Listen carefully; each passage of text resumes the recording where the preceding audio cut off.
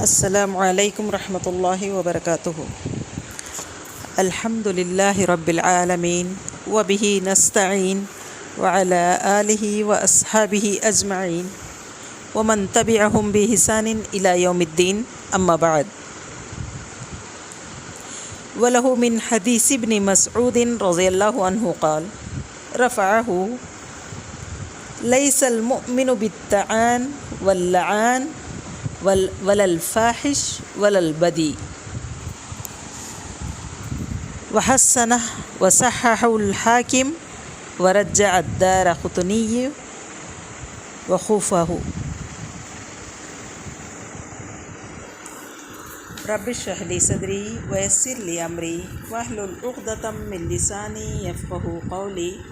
ربی زدنی علما سبحانک لا علم لنا الا ما علمتنا انک انت العلیم الحکیم۔ ہر قسم کی حمد و ثنا اس رب ذوالجلال کے لیے لائق و زیبا ہے جو تمام جہانوں کا خالق، مالک اور تمام مخلوقات کا پالنہار ہے، اور درود و سلام ہو ہمارے اور آپ کے آخری نبی احمد مصطفیٰ محمد رسول اللہ صلی اللہ علیہ وسلم پر۔ اللہم صلی وسلم وبارک علی نبینا محمد۔ تو عزیز طالبات، شریعہ ڈپلومہ کورس کے اس حدیث کلاس میں آپ سب کا پھر سے استقبال ہے۔ ابھی میں نے جو حدیث پڑھی اس کا ترجمہ ہے،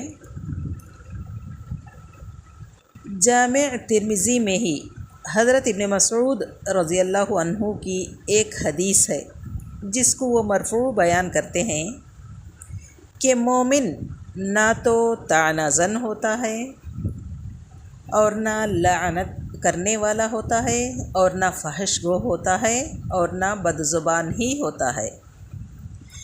امام ترمذی نے اس حدیث کو حسن کہا ہے، امام حاکم نے اس حدیث کو صحیح کہا ہے، جبکہ امام دارقطنی نے اس حدیث کے موقوف ہونے کو راجح قرار دیا ہے۔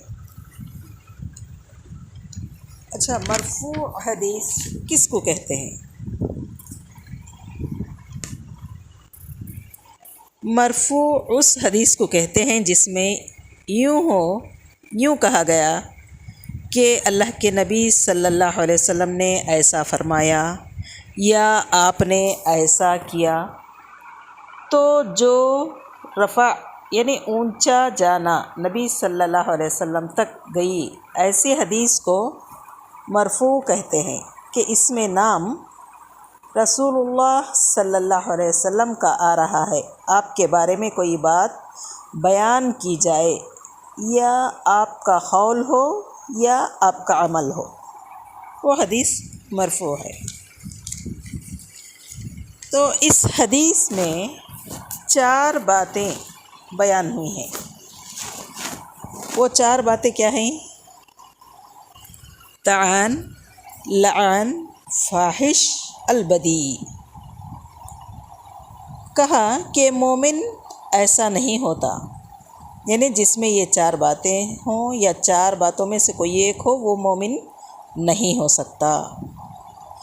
تو معلوم ہوا کہ وہ برائی ہے، یعنی کامل مومن ایسا نہیں ہوتا ہے۔ یہ جو چیزیں ہیں یہ ایمان کو ناقص کرتی ہیں، تبھی تو کہا کہ مومن ایسا نہیں ہوتا ہے۔ تو یہ مومن کی شایان شان نہیں ہے، مومن کے ایمان کے کمال میں رکاوٹ ہے۔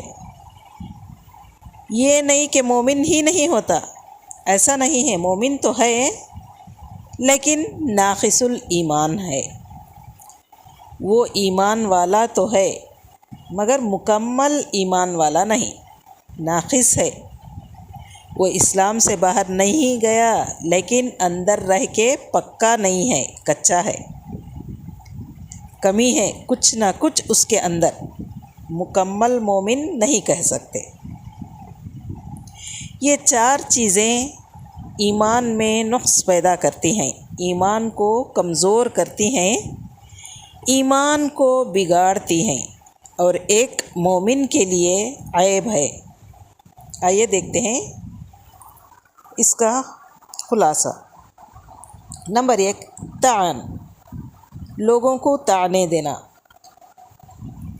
علامہ صنعانی سبل السلام میں کہتے ہیں طعنہ دینا، گالی دینا یا برا کہنا۔ مثلاً کوئی آدمی لنگڑا کے چلتا ہے تو اس کو کہے اے لنگڑے، یا کسی آدمی کے اندر کوئی عیب ہو تو اس عیب سے دینی یا دنیاوی، مثلاً کسی نے ماضی میں کوئی گناہ کیا تھا اور اس سے توبہ بھی کر لی، مگر اس کو وہی گناہ کا نام لے کر بار بار طعنے دینا، بہت دیندار بنتے ہو، ہم کو مت بولو، ہم کو معلوم ہے تم نے فلاں وقت میں کیا کیا تھا۔ یہ ہے طعنہ دینا کہ پہلے تو تم ایسے ایسے کرتے تھے، ایک ایسا گناہ جس سے اس نے توبہ کر لی، مگر یہ اس کو پھر بھی طعنہ دے رہا ہے، اسی کو لے کر اس گناہ کو اس کے سامنے بار بار دہرا کر کیوں ایسا کر رہا ہے، کیوں ایسا طعنہ دے رہا ہے، چھوٹا دکھانے کے لیے، اس کو ذلیل کرنے کے لیے، کسی انسان کے کسی عیب کا تذکرہ کرنا اس طور سے کہ اس کو ذلیل کرنا مقصود ہو، یہ اس کو طعنہ دینا ہے۔ مسلمان ایسا نہیں ہوتا ہے، مسلمان کا خیر خواہ ہوتا ہے، وہ اس کے عیوب پر پردہ ڈالنے والا ہوتا ہے، اس کے عیوب کو سب کے سامنے بیان کر کے اس کی دل آزاری کرنے والا نہیں ہوتا۔ دل آزاری مطلب اس کو دل توڑنے والا نہیں ہوتا۔ کوئی کالا ہے اس کو کہے کہ اے کالے، اگر کوئی ان پڑھ ہے اس کو اس کی جہالت کا طعنہ دینا، اس کو ذلیل کرنے کی غرض سے اس کو اس طرح مخاطب کرے، یہ طعنہ ہے، یہ گالی ہی کی طرح ہے۔ اس کو برا بولنا، برا بولنے کا مقصد کیا ہوتا ہے؟ اس کو ذلیل کرنا۔ اگر کوئی نماز نہیں پڑھتا ہے تو اس کو اچھے طریقے سے کہے کہ تم نماز پڑھو، نماز کو مت چھوڑو، یہ گناہ ہے، وعدہ کرو کہ نماز ترک نہیں کرو گے، یہ اس کی اصلاح کرنا ہے، یہ طعنہ دینا نہیں۔ جیسا کہ اور ایک حدیث میں آیا ہے کہ انما الاعمال بالنیات، جیسا ہماری نیت ہوگی ویسا ہمارے عمل لکھے جائیں گے، ہر ایک وہی پائے گا جس کی اس نے نیت کی ہے۔ یعنی اگر ہم اس کو ذلیل کرنے کی نیت سے ہم کہیں تو وہ گناہ ہے، اگر ہم اس کی اصلاح کرنے کی نیت سے اس سے کہیں تو اچھی طرح سے کہیں تو یہ بھی ہمارے عمل نامے میں لکھا جائے گا نیکی کے طور پر۔ تو یہ ہوا طعنہ دینا، یہ ایسا مومن نہیں کرنا ہے، اگر ایسا کرے گا تو اس کا ایمان مکمل نہیں ہوگا۔ اب دوسری چیز کیا ہے اس حدیث میں؟ اللعان، یعنی لعنت کرنا۔ سلمہ بن اکوع رضی اللہ عنہ کہتے ہیں، امام الطبرانی نے الاوسط میں اس کو روایت کیا ہے، صحیح ترغیب میں شیخ الالبانی نے کہا ہے کہ اس کی سند جید ہے، حدیث نمبر 2791 میں۔ ہمارا معاملہ یہ تھا کہ جب ہم دیکھتے کہ ایک مسلمان دوسرے مسلمان پر لعنت کر رہا ہے تو ہم سمجھ لیتے کہ اس آدمی نے ایک کبیرہ گناہ کا دروازہ کھول دیا ہے، یہ کبیرہ گناہ کا مرتکب ہوا۔ آپس میں ایک دوسرے پر لعنت کرنا صحابہ کبیرہ گناہ مانتے تھے، کسی مسلمان پر لعنت نہیں کرنا چاہیے۔ لعنت کرنا کیا ہے؟ لعنت کرنا یہ ہے کہ ہم اللہ سے دعا کریں کہ اے اللہ اس کو اپنی رحمت سے دور کر دے۔ ایک مسلمان کا مزاج یہ ہونا چاہیے کہ دوسرے مسلمان کے لیے سلامتی کی اور اللہ کی رحمتوں کی اور برکتوں کی بھی دعا کرے، جیسا کہ ایک اور حدیث میں آئے ہے کہ ایک مسلمان دوسرے مسلمان سے ملے تو سب سے پہلے کیا کرے؟ سلام کرے۔ تو یہ سلام کیا ہے؟ سلامتی کی دعا دینا۔ اللہ کے نبی صلی اللہ علیہ وسلم کی ایک حدیث ہے جو بڑی سخت ہے۔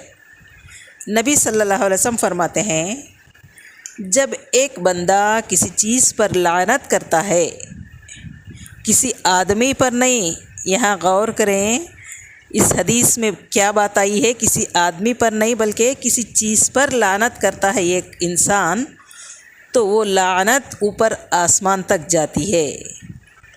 جب وہ آسمان تک جاتی ہے تو آسمان کے دروازے اس کے لیے بند ہو جاتے ہیں، پھر زمین کی طرف آتی ہے تو زمین کے دروازے بھی بند ہو جاتے ہیں، پھر وہ دائیں بائیں راستہ دیکھتی ہے، پھر جب اس کو کہیں بھی راستہ نہیں ملتا ہے تو وہ جس پر لعنت کی گئی ہے اس تک پہنچتی ہے۔ اگر وہ واقعی لعنت کے لائق تھا تو ٹھیک اس پر پڑتی ہے، اور اگر وہ لعنت کے لائق نہیں تھا تو جس نے لعنت کی واپس اس پر جا کر پڑ جاتی ہے۔ اس حدیث کو امام ابو داؤد نے روایت کیا ہے، اور صحیح جامع صغیر حدیث نمبر 1672 پر شیخ الالبانی کہتے ہیں یہ حدیث حسن درجے کی ہے۔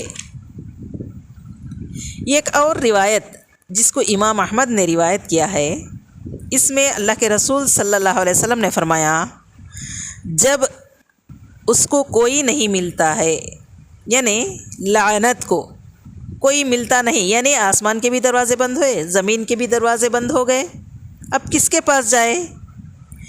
یعنی جس آدمی پر لعنت کی گئی ہے اگر وہ لعنت کا حقدار نہ ہو تو لعنت کیا کرتی ہے؟ اللہ تعالیٰ سے پوچھتی ہے کہ اے اللہ، اب میں کہاں جاؤں؟ مجھے راستہ نہیں مل رہا ہے۔ تو اللہ تعالیٰ اس سے کہتے ہیں، جا، جہاں سے آئی تھی وہیں جا، یعنی جس نے لعنت کی وہ لعنت اسی پر لوٹ آتی ہے۔ تو معلوم ہوا کہ آدمی کسی پر بھی لعنت کیوں کرے۔ اس حدیث کو امام احمد نے روایت کیا ہے، اور صحیح ترغیب حدیث نمبر 2793 اور حدیث حسن لغیرہ درجے کی ہے۔ اس حدیث میں ہم نے دو باتیں دیکھیں، ایک تو یہ کہ کسی مسلمان کو طعنہ نہیں دینا چاہیے، دوسری یہ کہ کسی مسلمان پر لعنت نہیں کرنا چاہیے، اور دو باتیں رہ گئی ہیں کہ مسلمان مومن نہ فحش گو ہوتا ہے اور نہ بد زبان ہی ہوتا ہے۔ ان دونوں باتوں کا خلاصہ انشاءاللہ آئندہ کے درس میں دیکھیں گے۔ آج یہیں پر ختم کرتے ہیں، انہی دو باتوں پر۔ اللہ تعالیٰ سے دعا ہے کہ اللہ تعالیٰ ہم تمام کو صحیح سمجھ عطا فرمائے اور ہم کو ایک دوسرے پر لعن طعن کرنے کی بجائے ایک دوسرے کا خیر خواہ بنے۔ آمین ثم آمین، وآخر دعوانا ان الحمد للہ رب العالمین۔ السلام علیکم ورحمۃ اللہ وبرکاتہ۔